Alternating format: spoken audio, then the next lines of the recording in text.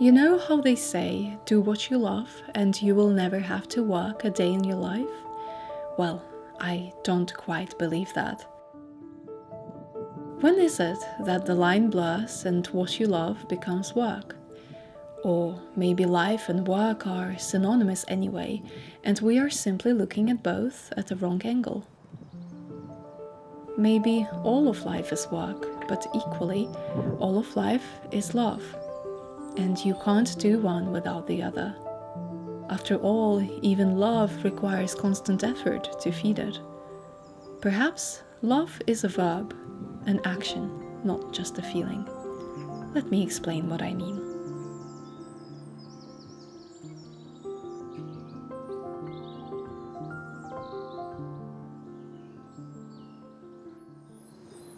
Hi, I'm filming in this beautiful garden I found yesterday.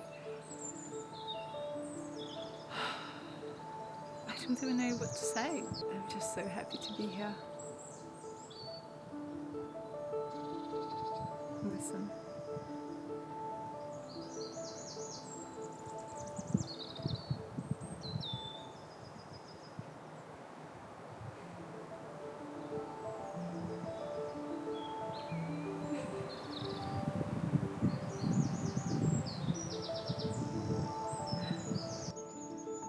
I am portraying this slow living lifestyle online, but do I actually live it?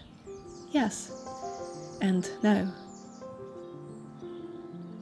Of course, to show it online, I have to put in some work to depict it.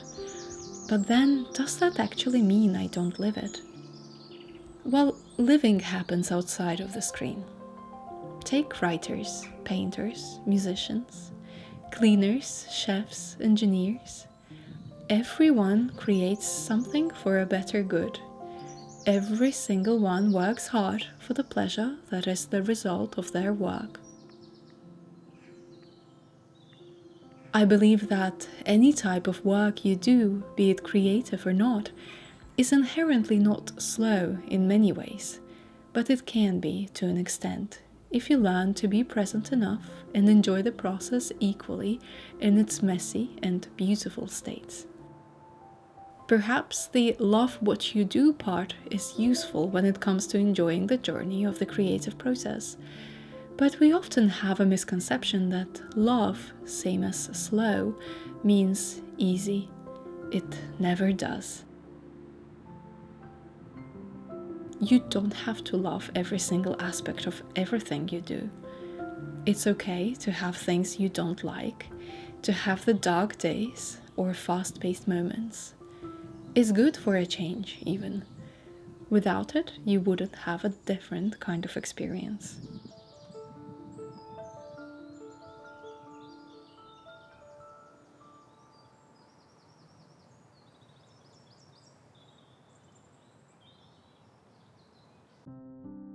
Everything depends on your intention. When something brings you harmony and peace, there is likely someone with intention who created it. Be it videos, be it art, be it books, be it anything. It's somewhat similar in nature. You can go into the wilderness and feel free, feel alive. You can go into a beautiful garden, walk amongst the blooming trees and wildflowers. But there is the thing not many of us get to see. Whether it's wilderness or gardens, someone with intention took care of it. Someone mowed the grass to clear your favorite footpath. Someone picked up rubbish and debris from a beautiful wild spot. Someone planted trees, maybe hundreds of years ago, in what is now a beautiful ancient forest. Just because someone else took care of it, does that make nature less authentic? Imagine no one took care of nature. Imagine things were left to their own devices. Two things are likely to happen. Given enough time, we'd either pollute our environment to a terrible degree, or nature would reclaim everything in its wild and chaotic way.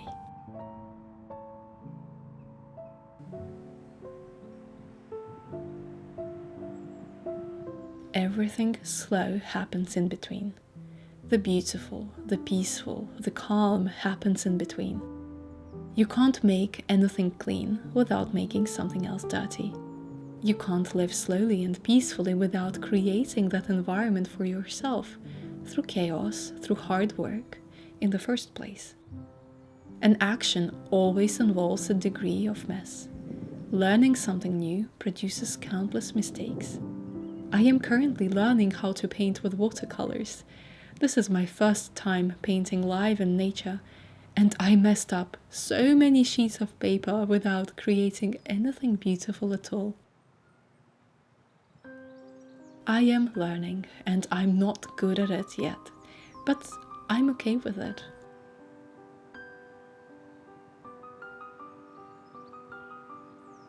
So, how do I balance both? Firstly, through a lot of purposeful action. Stopping on the way throughout your journey to take a breath and look at the scenery. Then keep going with intention.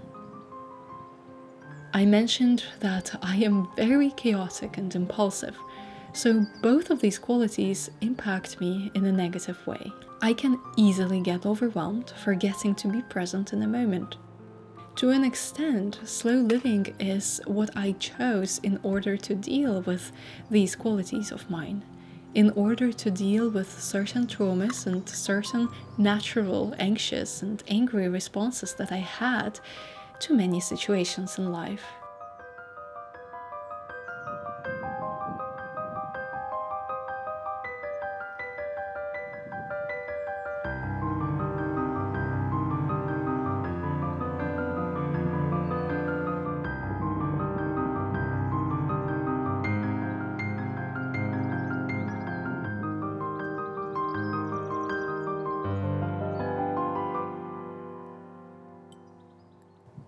In order to create with a clear mind and at a slow pace, I need to make sure that my environment is as peaceful as it can get. I spend a lot of time alone, journaling, thinking, working on my mindset, observing, walking in nature, discovering new places, all the things that ground me the most and help me feel my best. I get a lot of ideas and inspiration from these walks that I want to write down or capture. I try to leave my camera, phone, and notebook at home to remove the temptation to work on these walks.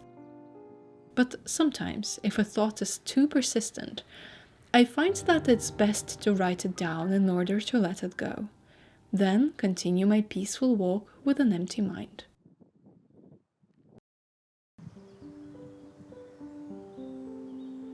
This morning, I went out early for coffee, and I saw a lot of beautiful Spanish bluebells in bloom in a public garden.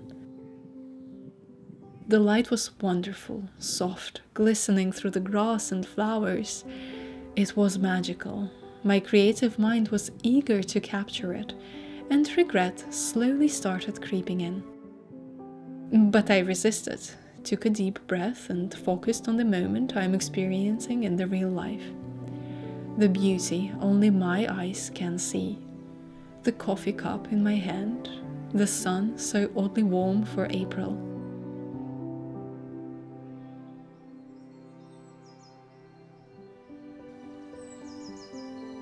Not everything needs to be captured. I know that I can come back here some other time, but this moment right now is only for me. Even if I don't record it now or ever, it will imprint in my memory and inspire my work in the future. Nothing is ever lost. Our memories become a part of us. That part of us is a building block of our creativity. That part of us is what will inspire our work in the future. Inspiration comes from action, and action comes from inspiration, is a constant cycle. Before and after each shot, I make sure to experience my life with my senses. I thank the trees and flowers for being there with me, for participating in this moment. It sounds strange, I know, but thanking them makes the moment somehow more real. And then I move on with my day. Sometimes looking at the screen for hours, managing all the admin tasks that are so inevitable. Other times I just go for a walk in a beautiful garden very early in the morning, letting the wind run through my hair.